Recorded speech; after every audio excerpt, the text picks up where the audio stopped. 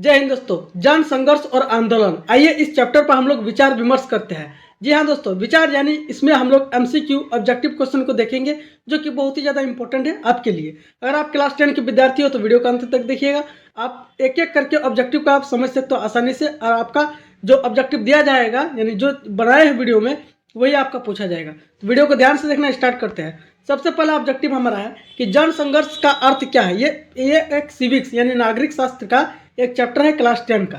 आइए हम लोग इस पर बात करते हैं। जन संघर्ष का अर्थ क्या होता है, क्या होता है इसका मतलब। आपके पास ऑप्शन है जनता द्वारा अधिकारों के लिए संघर्ष करना, या फिर चुनाव प्रचार करना, या फिर न्यायालय का निर्णय, या फिर सरकारी योजना। तो इसका राइट आंसर क्या होगा, ये होगा राइट आंसर ऑप्शन नंबर है, जनता द्वारा अधिकारों के लिए संघर्ष करना ही जन संघर्ष। जन का मतलब क्या होता है, लोग या फिर जनता। संघर्ष का मतलब समझ सकते हो आप कि संघर्ष करना, स्ट्रगल करना। तो जनता द्वारा कौन करेगा, जन यानी लोग, लोग यानी जनता। तो जनता द्वारा अधिकारों के लिए, अपने अधिकार के लिए संघर्ष करते हैं, इसी को बोलते हैं जन संघर्ष। आइए आगे बढ़ते हैं क्वेश्चन नंबर 2 की ओर। क्वेश्चन नंबर 2 है हमारा कि बोलोविया में जल आंदोलन किस कारण हुआ। बोलोविया यहाँ पर एक नाम है, उसमें जल आंदोलन का संघर्ष हुआ था, तो वो किस कारण से हुआ था। ऑप्शन है बिजली की कटौती के कारण, या फिर बी शिक्षा नीति के कारण, या फिर सी पानी के निजीकरण के कारण, या फिर डी परिवहन समस्या के कारण। तो राइट आंसर यहाँ पर क्या होगा, यह आप लोगों को पता होना चाहिए। ऑप्शन नंबर सी हो जाएगा, पानी के निजीकरण के लिए। जल बोला है तो जल से रिलेटेड कौन होगा, पानी होगा। यहाँ पर देखिए ऑप्शन मैच कीजिएगा कि कौन सा ऑप्शन हमारा मैच हो रहा है। बिजली की कटौती नहीं होगा, जल आंदोलन बोला है तो जल में पानी सिर्फ होगा या फिर जल होगा, याद रखिएगा।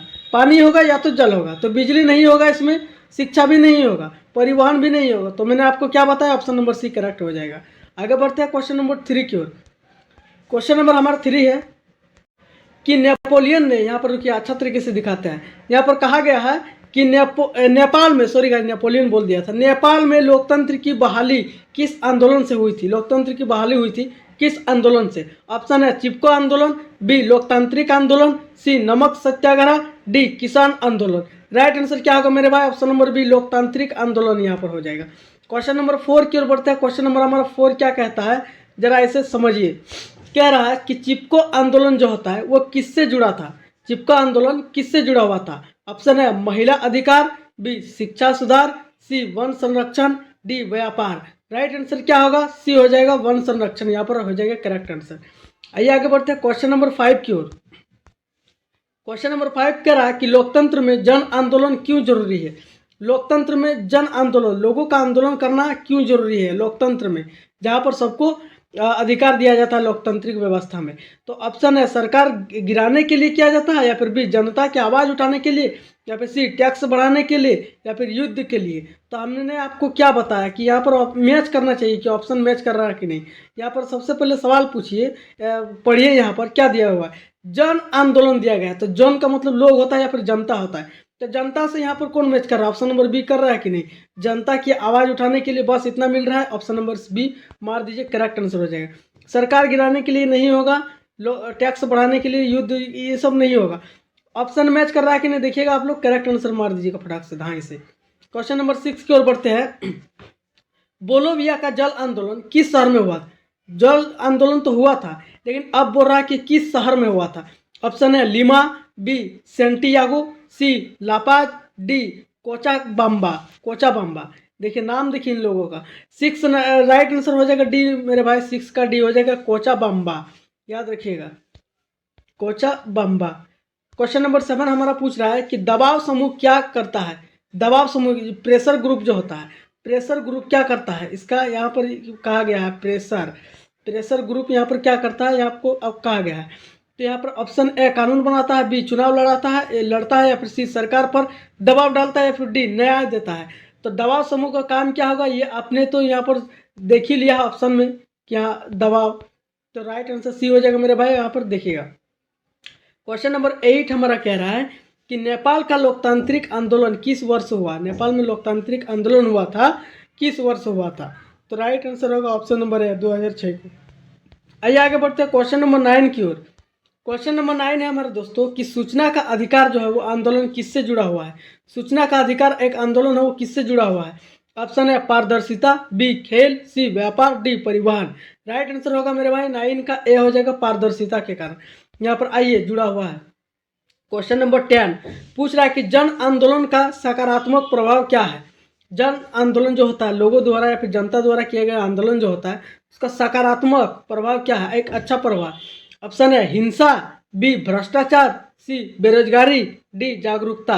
राइट आंसर क्या होगा मेरे भाई, ऑप्शन नंबर डी हो जाएगा जागरूकता। ना ही बेरोजगारी पर यहाँ पर होता है, ना ही हिंसा करवाता है, ना ही भ्रष्टाचार करवाता है। यहाँ जागरूकता फैलाई जाती है, जन आंदोलन, लोगों का यही काम होता है। आइए आगे बढ़ाते हैं। क्वेश्चन नंबर 11 कह रहा है कि नेपाल आंदोलन के समय राजा कौन था। ये जो नेपाल आंदोलन था उस समय के राजा कौन था। ऑप्शन है राजा महेंद्र, बी राजा त्रिभुवन, सी राजा ज्ञानेंद्र, डी राजा वीरेंद्र। तो राइट आंसर क्या होगा मेरे पास, ऑप्शन नंबर सी हो जाएगा, राजा ज्ञानेंद्र हो जाएगा। आइए आगे बढ़ते हैं क्वेश्चन नंबर 12 की ओर। क्वेश्चन नंबर 12 है कि जन संघर्ष का यहाँ पर तरीका क्या हो सकता है। ये जो जन संघर्ष है उसका तरीका क्या हो सकता है। ऑप्शन है धरना, बी रैली, सी हड़ताल, डी उपरोक्त सभी।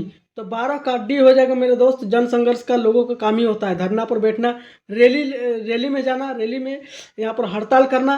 तो इनमें से सभी हो जाएगा, option number D correct answer हो जाएगा। आगे बढ़ते हैं। क्वेश्चन नंबर 13 कह रहा है कि लोकतंत्र में अंतिम शक्ति किसके पास होती है। लोकतंत्र में जो अंतिम शक्ति, सबसे लास्ट जो पावर होता है वो किसके पास होता है। ऑप्शन है न्यायालय के पास, बी जनता के पास, सी प्रधानमंत्री के पास, या डी राष्ट्रपति के पास। तो 13 का बी हो जाएगा मेरे भाई, जनता के पास ही होता है अंतिम पावर। जनता कुछ भी कर सकते हैं यहाँ पर।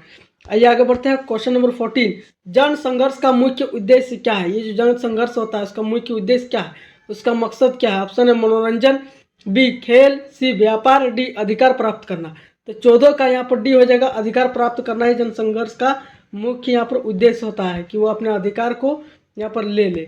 आइए आगे बढ़ते हैं। क्वेश्चन नंबर 15 प्रेशर ग्रुप जो होता है उसका सही अर्थ क्या है। प्रेशर, जैसे हमने आपको पहले बता दिया कि दबाव समूह को ही प्रेशर ग्रुप कहा जाता है। तो यहाँ पर आपको इंग्लिश दे दिया है, इसका हिंदी पूछा है। बहुत ही ईजी, अगर पूछ देगा फटाक से मार दीजिए दबाव समूह, क्योंकि प्रेशर का मतलब होता है दाब या फिर दबाव, और ग्रुप का मतलब समूह। तो याद रखिए, मैच कर रहा है, डायरेक्ट आंसर मार दीजिएगा, ऑप्शन नंबर है यहाँ पर। तो मेरे भाई क्वेश्चन नंबर 15 तक ही हमारा ये चैप्टर है जो कि मैंने आपको बताया है, और जो क्वेश्चन बताया है वो बहुत ही ज़्यादा इंपॉर्टेंट है। यह ऑब्जेक्टिव में पूछ सकता है, आ सकता है, यहाँ पर ध्यान दीजिएगा। बाकी मिलते हैं नेक्स्ट वीडियो में। वीडियो अच्छी लगी तो वीडियो को लाइक कीजिए, चैनल पर नया हो तो सब्सक्राइब करके रखना। यह हम आपको लास्ट में बोल रहे हैं दोस्तों, तो थोड़ा सा ध्यान दीजिएगा। बाकी मिलता है नेक्स्ट वीडियो में, तब तक के लिए जय हिंद।